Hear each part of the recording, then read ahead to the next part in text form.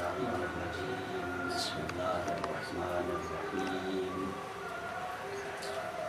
الحمد لله الذي كان موجودا قبل حدوث الأشياء ويبقى بعد فناء الأشياء، تفرد بالأولية والقدم، ووسما كل شيء ما أداء بالفناء والعدم، كما قال عز شانه: كل شيء هالك إلا وجهه وكل نفس ذائقة الموت وكل من عليها فان، ويبقى وجه ربك ذو الجلال والإكرام. والصلاة والسلام على سيد العرب والعجم، جسمه مقدس مطهر منور معطر، نور الهدى مصباح الظلم،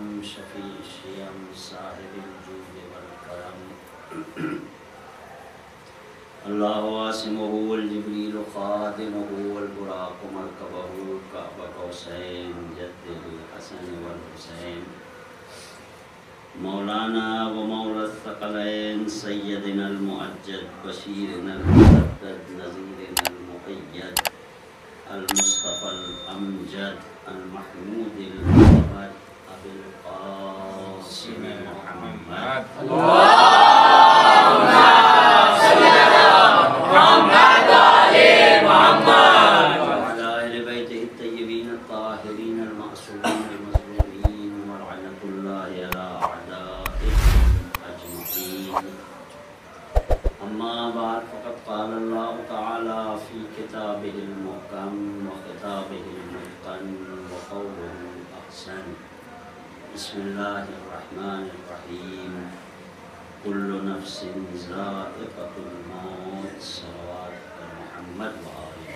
اللهم صل على محمد وآل محمد.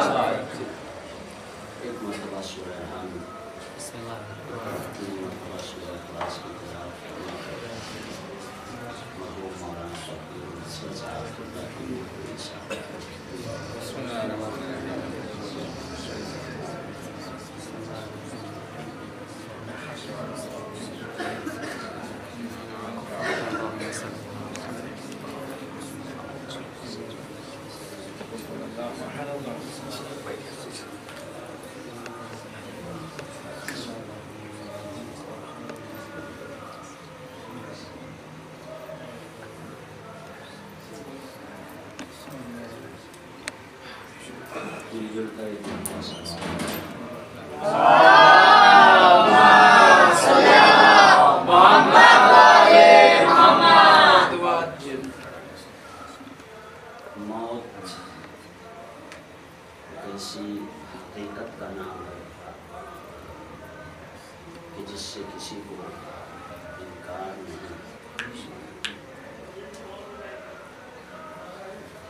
ہر انسان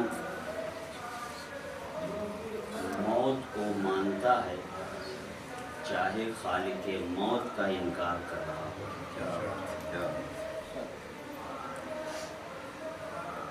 اتنی یقینی چیز کو انسان جانتا بھی ہے، سمجھتا بھی ہے، مگر ذکر موت سے اسے فرار ہے. موت کا ذکر بھی سننا نہیں چاہتا. جس کی زندہ مثال آپ کے سامنے کسی بھی خوشی کے فنکشن میں، کسی کے گھر میں آپ موت کا ذکر کر کے دیکھ لیجیے. جتنی باتیں ہو سکیں گی آپ کو سنا دی جائیں گی. ارے مولانا آپ کو یہاں موت یاد آ رہی. مشہور واقعہ بھی ہے. بادشاہ نے خواب دیکھا کہ اس کے سارے دانت گر گئے. ایک بادشاہ نے خواب دیکھا، اس کے سارے دانت گر گئے. اب معبرین کو تلاش کیا گیا، ہر دربار میں کچھ اس قسم کے افراد رہتے تھے۔ ایک تعبیر بتانے والا آیا اور آنے کے بعد وہ کہتا ہے بادشاہ سلامت، آپ کے خواب کی تعبیر یہ ہے کہ آپ کے خاندان والے سب آپ کے سامنے مر جائیں گے، آپ کے خاندان والے سب آپ کے سامنے مر جائیں گے۔ اس نے کہا یہ کیسے خواب کی تعبیر بتا رہے ہو؟ اب بادشاہ سلامت تھے، ذل سبحانی، فوراً غصہ ہو گئے، لے جاؤ اسے زندان میں ڈال دو اور صبح شام اس کے اوپر کوڑے برسائے جائیں۔ اسے لے گئے، لے جا کے زندان میں ڈال دیا گیا، مگر وہ کسک تعبیر خواب کی ابھی باقی ہے۔ لہذا وزیر سے کہا کہ بھائی کوئی اور معبر تلاش کر کے لے آؤ کہ جو میرے خواب کی صحیح تعبیر بیان کر سکے، اور جو بیان کرے گا اسے انعام دیا جائے گا۔ ایک کو انعام دیا جا چکا ہے، اب کوئی تیار نہیں ہو رہا ہے، مگر ان میں سے ایک جیالہ جو کچھ چالاک تھا وہ آیا، کہا بادشاہ سلامت میں بتاؤں گا کہ خواب کی تعبیر کیا ہے۔ کہا اعلان سنا ہے؟ کہا ہاں سنا ہے۔ کہا اگر اچھا ہوگا تو انعام ملے گا، اور اگر خواب کی تعبیر ہمارے مزاج کے مطابق نہ ہوئی تو زندان میں ہے۔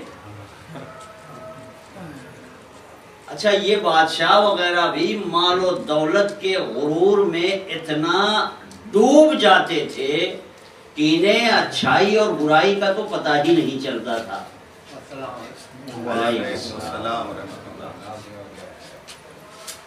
لہذا وہ دوسرا معبر بھی آیا، اور آنے کے بعد وہ بیٹھا، اور جب ساری باتیں ہو گئیں تو اس نے کہا بادشاہ سلامت یہ تو خواب بڑا اچھا ہے، اس میں تو بشارت ہی بشارت ہے۔ کہا جلدی بتاؤ۔ کہا حضور سرکار ذل سبحانی اعلیٰ حضرت، اس میں بشارت یہ ہے کہ آپ کی عمر بڑی طویل ہوگی،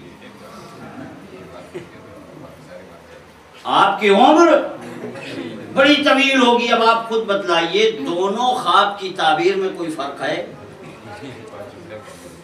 دونوں خواب کی تعبیر ایک جیسی، بس جملے بدل گئے، مگر انسان کا مزاج یہ ہے کہ وہ موت کا تذکرہ نہیں سننا چاہتا، حیات کی بات سننا چاہتا ہے۔ لہذا اتنی یقینی چیز کا بھی انکار تو نہیں کر رہا ہے۔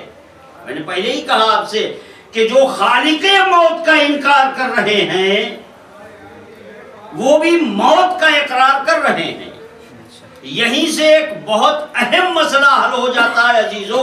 میں کہوں گا میرے مالک، میرے پروردگار، اے میرے خدایا، تجھے 1,24,000 نبیوں کو بھیجنے کی ضرورت ہی نہیں تھی، تجھے قرآن بھیجنے کی ضرورت ہی نہیں تھی، تجھے ائمہ طاہرین بھیجنے کی ضرورت ہی نہیں تھی۔ اتنی محنتیں، اتنی مشقتیں جو ہمارے انبیاء نے جھیلی ہیں، ہمارے ائمہ نے جھیلی ہیں، ان سب چیز کی ضرورت ہی نہیں تھی۔ بس خالی تو ایک اعلان کر دیتا، موت کا اختیار میرے ہاتھ میں ہے، خالق موت میں ہوں، جس کو اس دنیا میں رہنا ہے وہ میرا سجدہ کرے، وہ میرا سجدہ کرے، میری عبادت کرے، میری پرستش کرے، ورنہ ملک الموت جاؤ۔ اور جب ملک الموت آ جاتے ہیں تو آدمی خود نہیں چل پاتا، 4 آدمی لے کے جاتے ہیں۔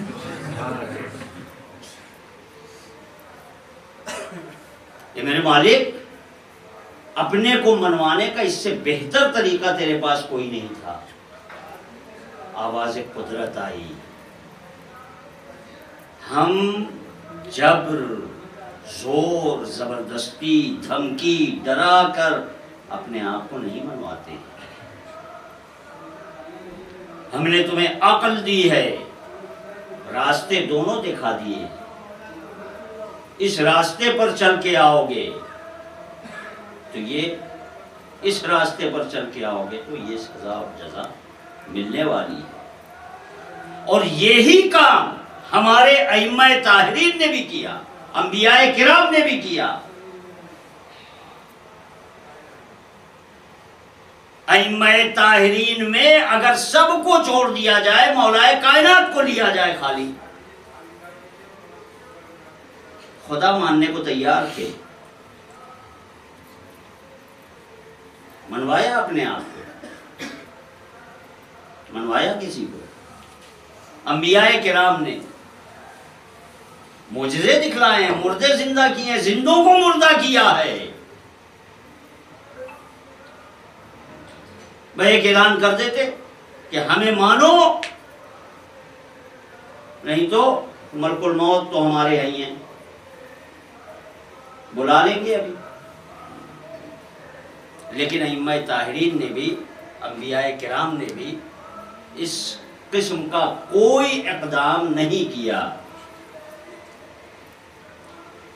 اور یہیں سے ایک اسلام پر ہونے والے بہت بڑے اعتراض کا جواب مل جاتا ہے۔ وہ لوگ جو کہتے ہیں اسلام بزور شمشیر پھیلا ہے، یہیں سے ان کو جواب دیا جا سکتا ہے کہ اسلام اخلاق پیغمبر سے پھیلا ہے، شمشیر سے نہیں۔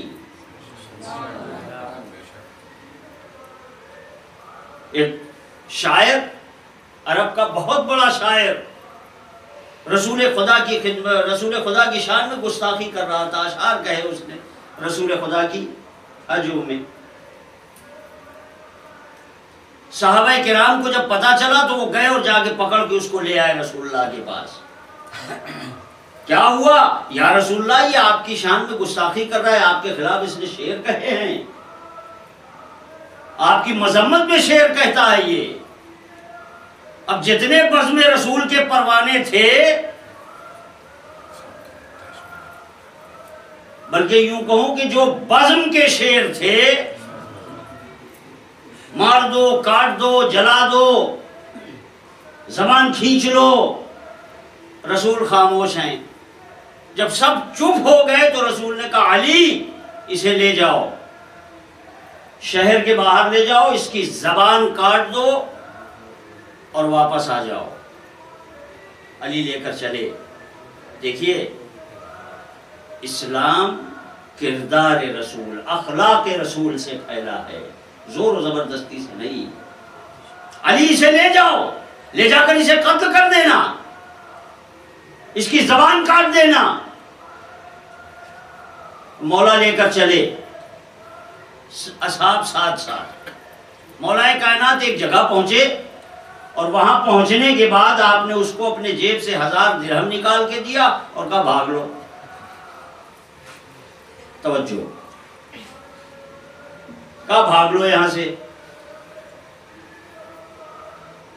اور مولا واپس، اور مولا سے پہلے اصحاب، یا رسول اللہ دیکھیے، آپ نے کہا تھا زبان کاٹنے کے لیے، اور مولا نے اس کو جو ہے چھوڑ دیا، چھوڑا ہی نہیں، 1000 درہم بھی دیے، 1000 درہم بھی دیے، چھوڑا ہی نہیں۔ یہ دیکھیے آپ کے حکم کی، حکم عدولی کی ہے انہوں نے، علی نے آپ کی بات کو نہیں مانا۔ میں کہوں گا بزم رسالت میں بیٹھے بیٹھے بوڑھے ہو گئے اور زبان رسالت کو نہیں سمجھ سکے۔ ابھی شکایتیں کر ہی رہے تھے کہ اتنے میں علی آئے، رسول نے مسکرا کر مرحبا کہا، اب اور لوگوں میں بے چینی بڑھ گئی، یہ کیا ہو رہا ہے؟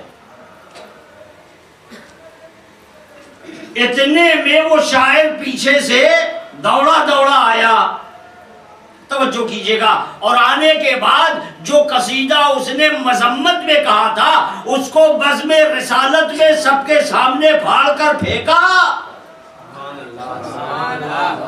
اور ایک مکمل قصیدہ رسول کی شان میں کہہ کر سنایا۔ اب دنیا والے سمجھے کہ علی نے کیا کیا تھا. علی نے وہ مذمت والی زبان کاٹی تھی، مدح والی زبان اس کے اندر پیدا کی تھی. صلوات پر محمد و آل محمد.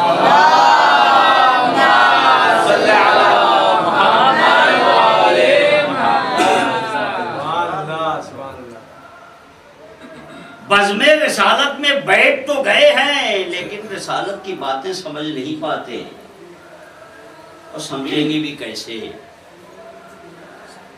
سمجھنے والے سمجھے. لیکن عزیزو، اب آپ کہیں گے کہ کردار سے تو پھیلا ضرور ہے، لیکن علی کی تلوار تو اٹھی ہے. علی کی تلوار تو چلی ہے یا نہیں چلی؟ آپ کہہ رہے ہیں کردار رسول سے اسلام پھیلا. چلیے ہم آپ کی بات کسی حد تک مان لیتے، 50-50، آدھا تلوار سے آدھا کردار سے، اس لیے کہ علی کی تلوار تو اٹھی ہے. تو بھائی علی کی تلوار اسلام پھیلانے کے لیے نہیں اٹھی ہے. جو لوگ یہ کہتے ہیں کہ اسلام پھیلانے کے لیے شمشیر علی، ہاں کچھ لوگوں نے اسلام کو جو توسیع دیا ہے زمینی اعتبار سے، وہ تلوار کے ذریعے ہوا ہے، اور آج اسی لیے الزام ہے، آج اسی لیے اسلام پر الزام. ایک مثال دے دوں کہ اسلام بزور شمشیر نہیں پھیلا ہے، کردار محمد اور آل محمد سے پھیلا. علی کی تلوار کیوں اٹھی؟ علی کی تلوار کیوں اٹھی؟ مثال دے دیں. ایک صاحب کے ہاں ولادت نہیں ہو رہی ہے، شادی ہو گئی 4 سال 5 سال 6 سال، اب ولادت نہیں ہو رہی ان کے ہاں. جتنی دعا، تعویذ، گنڈے، قبریں، مزاریں، جتنا بھی اس کے بس میں تھا اس نے کر لیا. ہمارے یہاں تو دعا، تعویذ، گنڈے، جبکہ ہمارے پاس مکمل ایک ایسی کتاب موجود ہے جس میں ہر خشک و تر موجود ہے. اسی سے مدد نہیں لیتے، بقیہ سب سے. خیر، بہت رویا، بڑا گڑ گڑایا، بڑی دعائیں کی، آخر میں خدا اس کے اوپر رحم آ گیا. ایک بچہ ان کے یہاں پیدا ہوا. اب آپ بتائیے 10-12 سال 15 سال کے بعد شادی کے اگر کسی کے ہاں اولاد پیدا ہو تو اس کی تربیت کیسے ہوگی؟ ناز و نعم، لاڈ و پیار سے اس کو پالا جائے گا، اور وہ ایسا ہی ہوا. ناز کے ساتھ، پیار کے ساتھ، تربیت کے سارے اصول بھول گئے، ناز و نعم باقی رہا. نتیجہ کیا ہوا؟ سلمہ جیسے جیسے بڑے ہوتے گئے، اب وہ لاڈ و پیار آئے، گھر سے باہر نکلے کسی کو مار دیا، کوئی سامان پھینک دیا. اب کوئی شکایت کرتا ہے تو کہتے ہیں ارے مولانا کچھ نہ کہیے، بڑا منتوں والا ہے، بڑی مرادوں والا. ایک دن مسجد میں آئے، مولانا صاحب کو پیچھے سے ایک ٹپلی لگا دی. اب مولانا صاحب پہنچے ان کے باپ کے پاس، ارے دیکھیے اس کی تو گستاخی حد سے زیادہ بڑھ گئی. کہا مولانا کچھ نہ کہیے، بڑی منتوں والا ہے، بڑی مرادوں والا ہے. کسی کے گھر کا شیشہ توڑا، کسی کو مارا، کسی کو کچھ کیا. ایک دن سلمہ نے ابا آج ذرا سیر کروا لائیے. چلیے، منتوں والا ہے نا، مرادوں والا ہے، ہاں بالکل. گاڑی پہ بیٹھے، لے کے چلے. اب جا رہے ہیں، گاڑی اسپیڈ میں جا رہی ہے. ایک مرتبہ اس نے کہا بابا گاڑی روکیے، گاڑی روکیے. ہاں بتائیے کیا بات ہے؟ کہا بابا وہ چپس لینا ہے.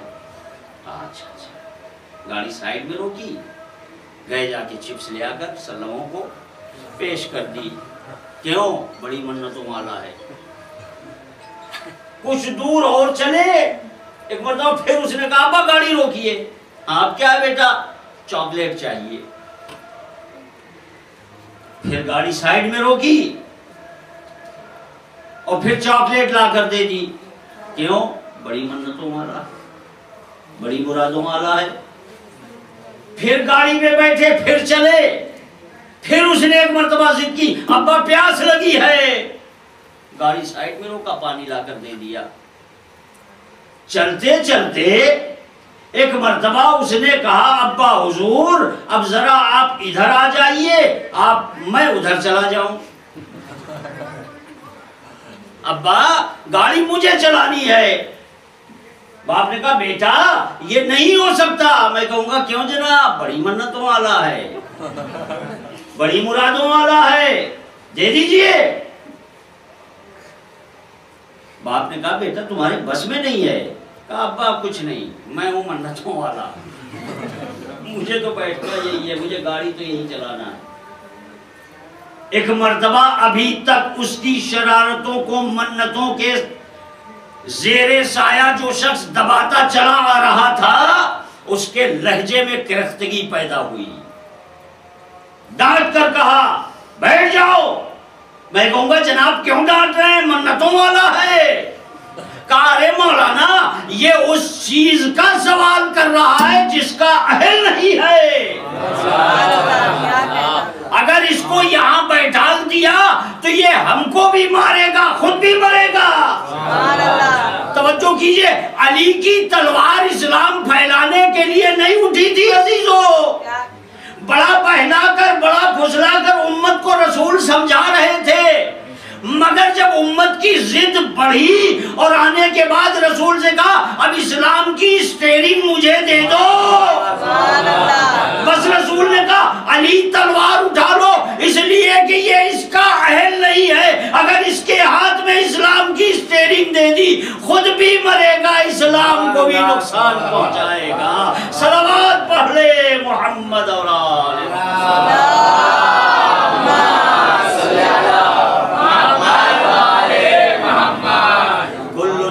ذائقۃ الموت۔ ہر نفس کو موت کا مزہ چکھنا ہے، ہر نفس کو موت کا مزہ چکھنا ہے۔ موت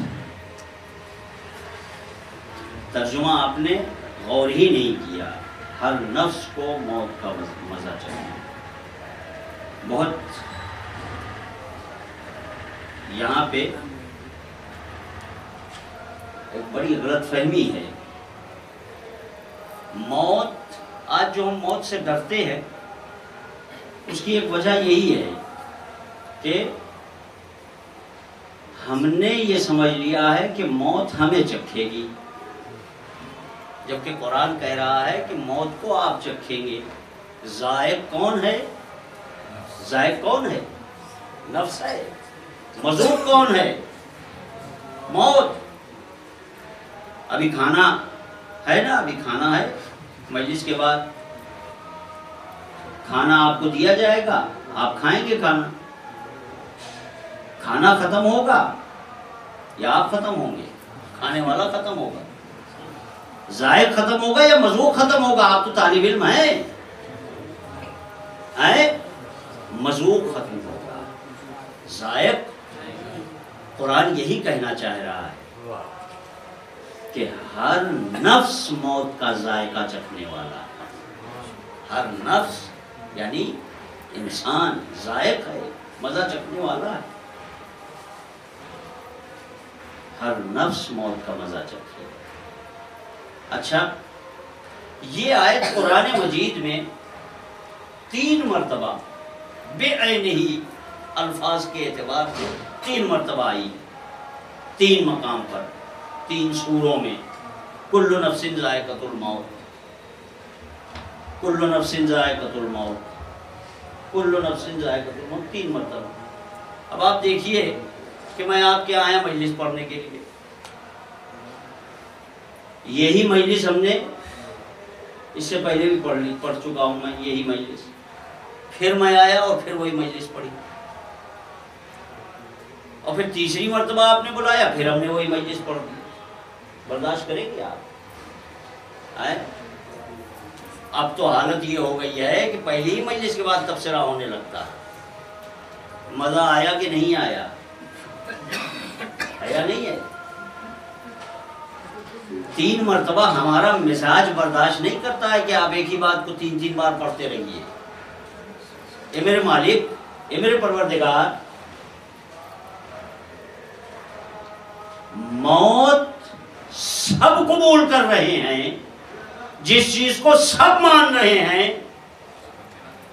اسی کو 3 مرتبہ. اچھا ہوتا کیا تھا جب کوئی آیت نازل ہوتی تھی؟ توجہ کیجئے، جب کوئی آیت نازل ہوتی تھی رسول مسجد میں آتے تھے، آنے کے بعد آیت پڑھ کے سناتے تھے، بتاتے تھے یہ آیت نازل ہوئی ہے، یہ آیت نازل ہوئی ہے. آیت کا نزول ہوا، رسول مسجد میں آئے، منبر پہ گئے، امت کو بلایا اور یہ آیت نازل ہوئی، پہنچا دیا گیا. رسول نے خبر پہنچا دی کہ آیت نازل ہوئی ہے. اب آپ بتائیے، عرب رسول سے پہلے، اسلام سے پہلے، چاہے کچھ مانتے ہوں یا نہ مانتے ہوں، اتنا تو جانتے تھے کہ ایک دن مر جانا ہے. یہ تو سب مانتے تھے، اس میں تو کسی کو شک نہیں تھا. اب وہی بات رسول 3 مرتبہ بلایا، امت جمع ہوئی، کل نفس ذائقۃ الموت، ہر آدمی کو موت کا مزہ چکھنا ہے. میرے مالک یا رسول اللہ، یہ ایک ہی بات کو 3 بار آپ نے اہتمام کے ساتھ آپ نے تکرار کی، جبکہ موت کو سب قبول کر رہے ہیں، سب مان رہے ہیں موت کو، پھر بھی تکرار ہو رہی ہے قرآن میں. آخر وجہ کیا ہے؟ دیکھیے عزیزو، ہماری پوری زندگی ذائقوں کے چکر میں ہے. پوری زندگی. پہلے کیا ہوتا تھا؟ مکان، کچے مکان بنتے تھے، کچے مکان ہوتے تھے، اچھے بنائے جاتے تھے، اس میں لوگ رہتے تھے. پھر دنیا نے تھوڑا ترقی کی، پتھروں کے مکان بننے لگے.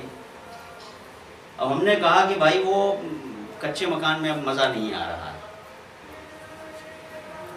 لہذا اب کہیں سے بھی ہم نے پیسے جمع کیے، اکٹھے کیے، ادھر ادھر کر کے، اور وہ پتھروں کا مکان ہم نے بنا لیا.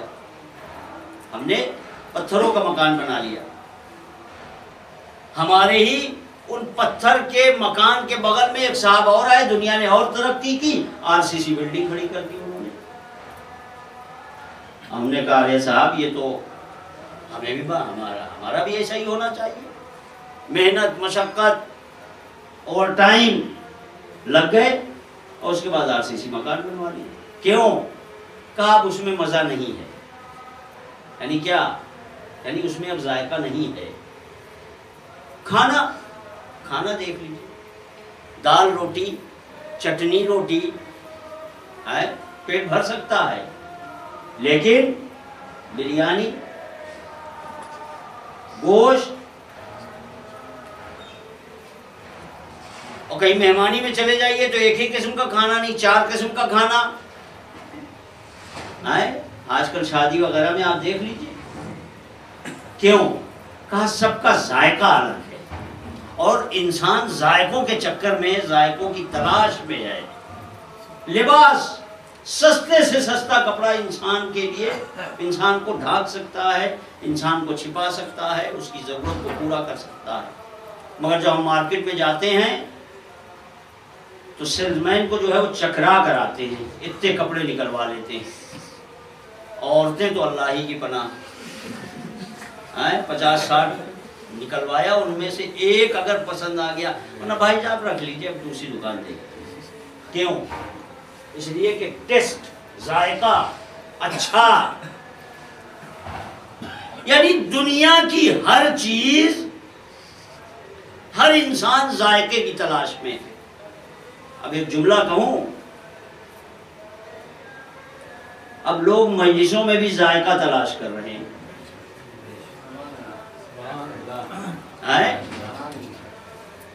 جتنا زیادہ منبر پر آ کر اچھل کود کر چلا جائے، عوام کہتی کیا مزہ آیا ہے. جبکہ رسول کہہ چکے ہیں کہ میرے منبر پر ایک زمانہ وہ آئے گا کہ لوگ بندروں کی طرح اچھلیں گے. وہ ہو رہا ہے، آج کا زمانہ وہی ہے. تاکہ سننے کو تیار نہیں. جو جتنی غلط روایتیں، گڑی ہوئی روایتیں، گڑے ہوئے مذاہب،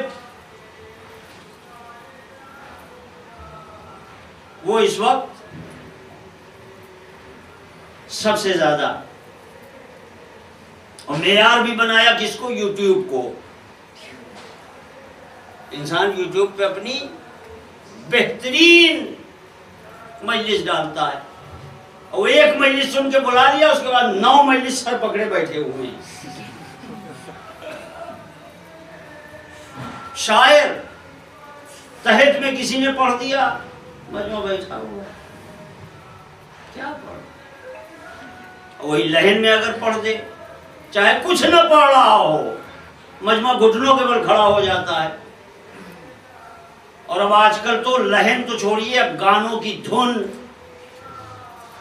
جتنا ناچ لیں. دیکھیے آج کل جتنے مشہور بڑے نوحے خان ہیں، ان لوگوں کے نوحے سن لیجئے اور گانوں کو ملا لیجئے. کیوں؟ اس لیے کہ انسان ذائقے کی تلاش میں ہے، انسان مجسمہ ہے کہ وہ ذائقہ تلاش کرتا ہے. یعنی اب حالت یہ ہو گئی ہے، انسان کا کان ذائقہ تلاش کر رہا ہے، انسان کی آنکھ ذائقہ تلاش کر رہی ہے، انسان کا منہ ذائقہ تلاش کر رہا ہے. یعنی جب خدا، بس توجہ عزیزو، میں نتیجہ دینے جا رہا ہوں، جب خدا نے یہ دیکھا کیا؟ خدا خالق ہے، وہ جانتا ہے انسان کی فطرت کو کہ یہ ذائقوں کی تلاش میں دوڑے گا، یہ ذائقے کے پیچھے جائے گا. لہذا خداوند تعالیٰ نے 3 مرتبہ موت کی خبر نہیں دی ہے، بلکہ انسان کو جھنجھوڑ کر بتایا ہے کہ دیکھو ہم نے موت میں بھی ذائقہ رکھا ہے،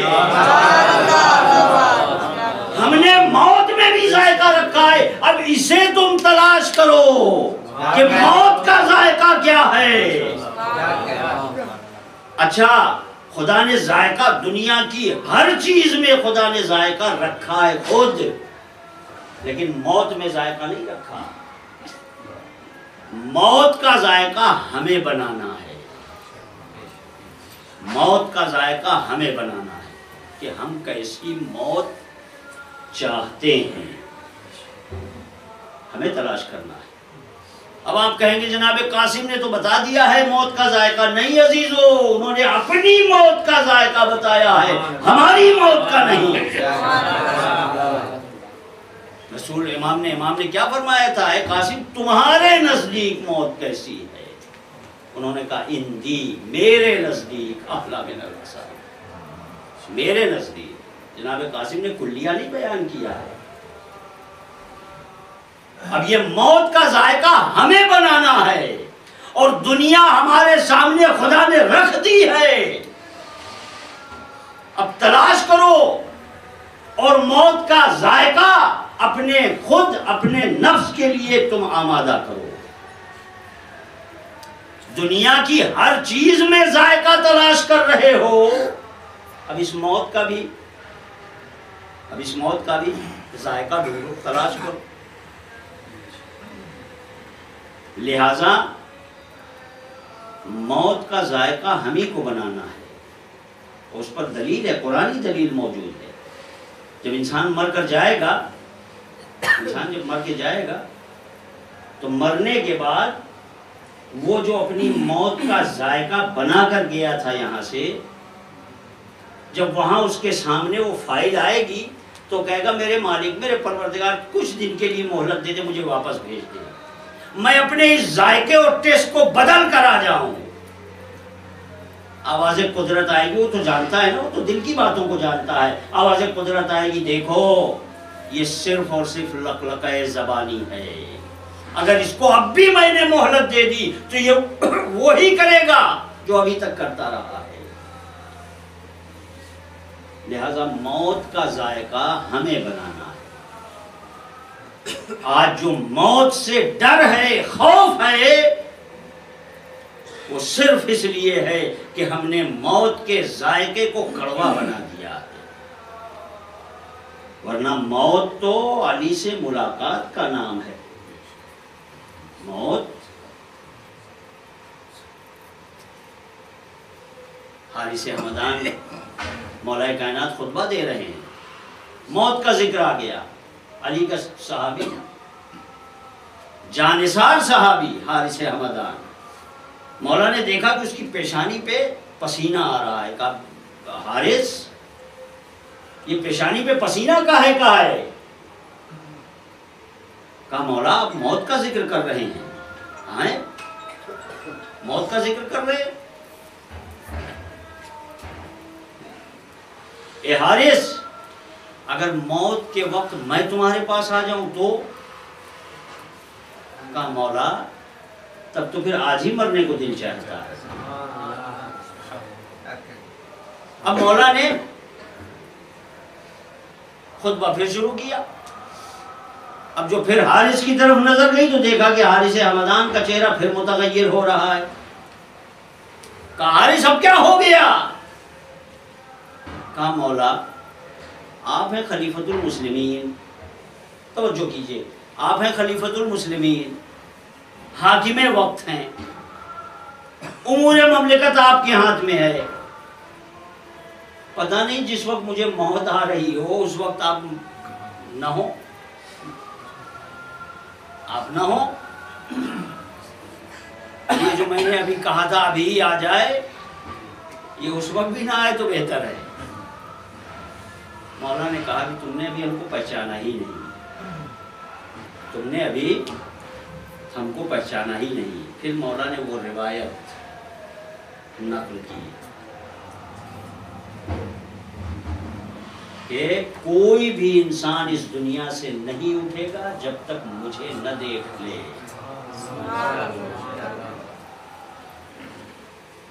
یا حارث لم یمت حتی یرانی، کوئی بھی حتی کافر منافق، اب اس پر بھی بحث ہے جو میں یہاں نہیں چھیڑنا چاہ رہا، لیکن آپ یہ بتائیے ایک ہی وقت میں، بس جلدی جلدی، گھڑی بھی سامنے نہیں لگی، صلوات پڑھیں محمد صلی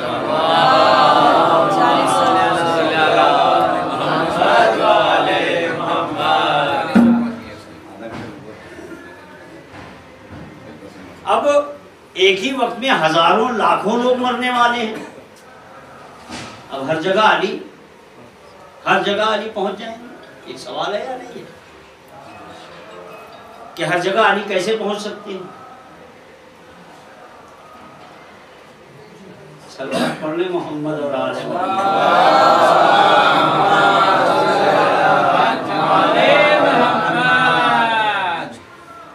اب ہر جگہ علی کیسے پہنچیں گے؟ ایک ہی وقت میں لاکھوں لوگ مرنے والے، کوئی یہاں، کوئی ہندوستان، کوئی پاکستان، کوئی ایران، کوئی امریکہ، کوئی دنیا کے پتہ نہیں کہاں مر رہا ہے، علی ہر جگہ پہنچ جائیں گے؟ ہاں پہنچیں گے، دو دلیل، ایک تو خود مولا نے بیان کی ہے اور ایک تاریخ نے بیان کی ہے۔ جنگ صفین لیلۃ الحریر کے بعد والی صبح، چونکہ رات میں لیلۃ الحریر پوری رات جنگ ہوئی ہے، اور طرفین سے لوگ لڑتے رہے، جب صبح ہوئی تو مولا نے کہا کہ بھائی لشکر آمادہ ہے؟ جناب مالک نے کہا مولا رات بھر لڑا ہے لشکر، تھکا ہوا ہے۔ کہا ابو طالب کا بیٹا آج تنہا میدان میں جائے گا۔ مولا نے لباس رزم پہنا، گھوڑے پر سوار ہوئے، میدان میں پہنچے۔ مالک وفادار ہیں، رہا نہ گیا، پیچھے پیچھے آپ نے گھوڑا دوڑایا، مگر کیا دیکھتے ہیں، مالک کہہ رہے ہیں، روایت مالک نقل کر رہے ہیں کہ میں نے دیکھا کہ لیلۃ الحریر، اچھا یہ معاویہ کا لشکر لاکھ سے اوپر تھا، آدھا لشکر کیا ایک تہائی لشکر لڑتا تھا، باقی آرام کرتے تھے۔ لہٰذا صبح جب مولا کائنات میدان میں آئے ہیں تو تازہ دم لشکر اور کئی ٹولیوں میں الگ الگ اسلام پر حملہ کرنے کے لیے تیار. مالک کہتے ہیں میں نے دیکھا کہ داہنی طرف میسرے پر،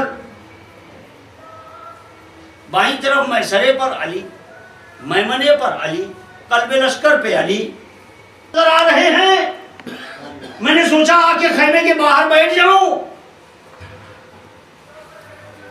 لیکن مجھ سے پہلے آپ یہاں موجود ہیں.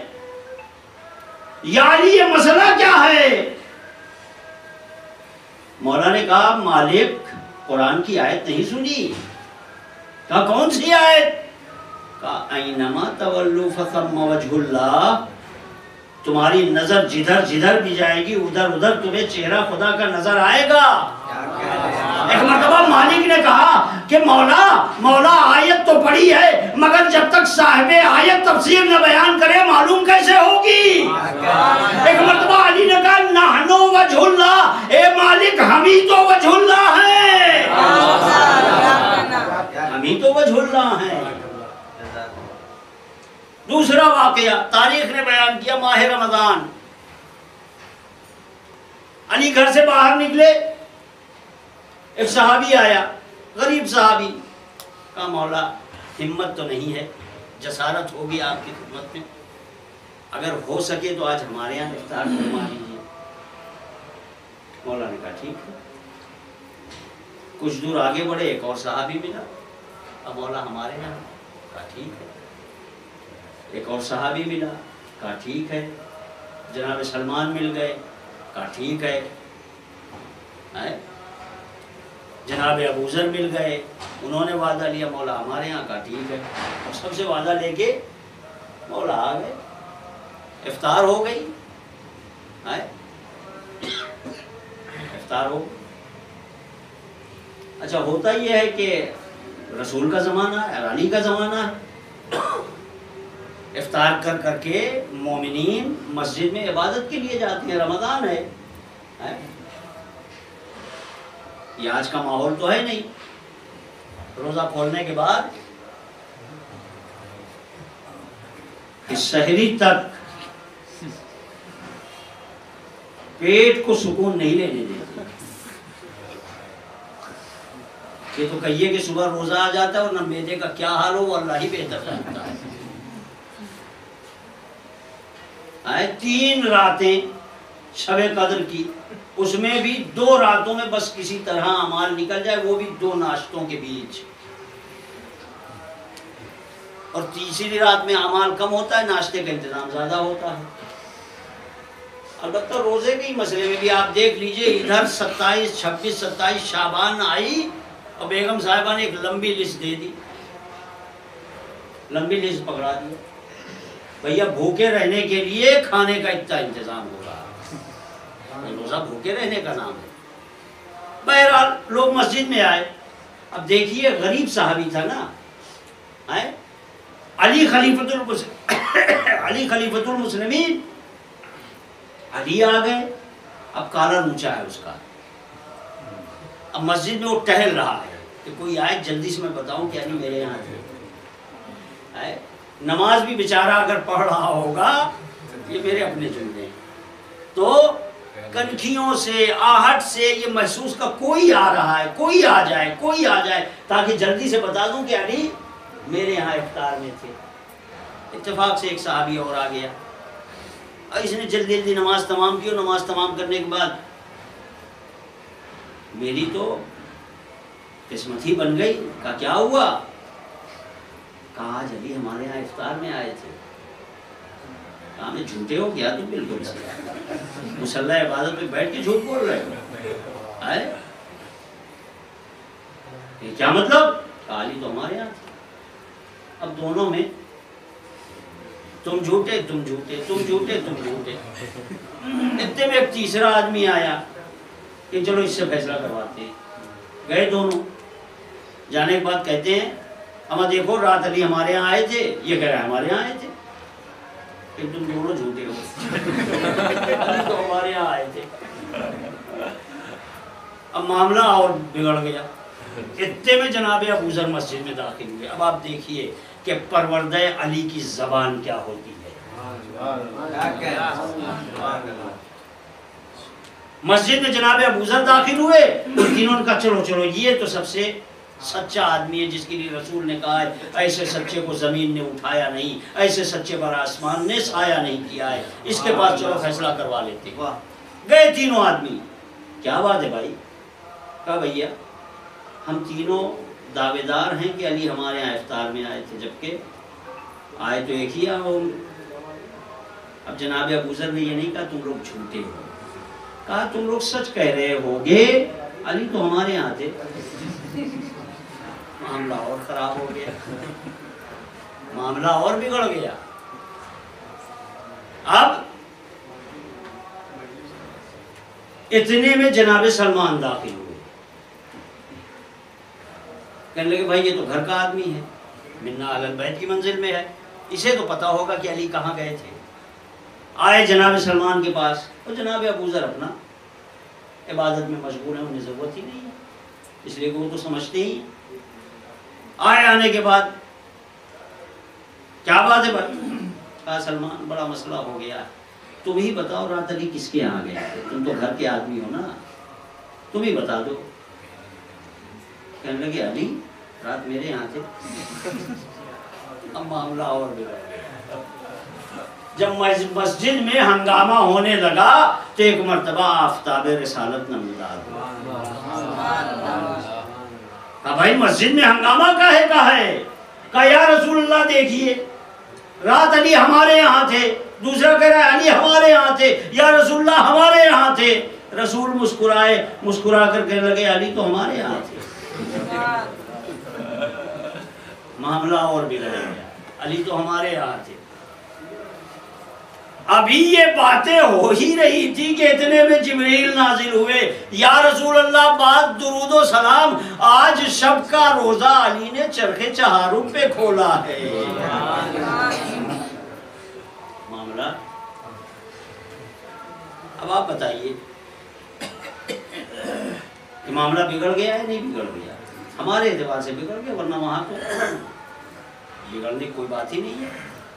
اب آپ کہیں گے یہ ہوا کیسے، یہ کیسے ممکن، بس آخری بات یہ کیسے ممکن ہے؟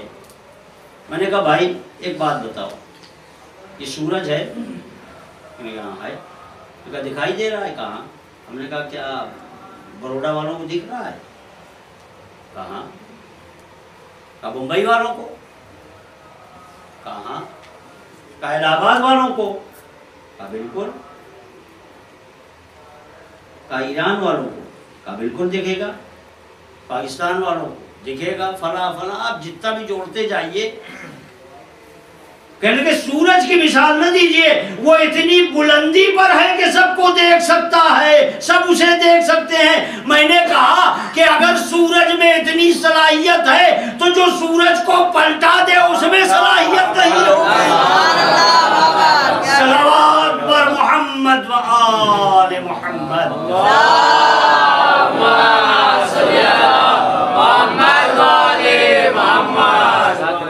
ہر نفس کو موت کا مزہ چکھنا ہے، اور یہ مزہ ہمیں طے کرنا ہے کہ یہ مزہ کیسا ہے۔ اور واقعاً اگر دیکھا جائے تو کربلا والوں نے موت کا مزہ بتایا ہے۔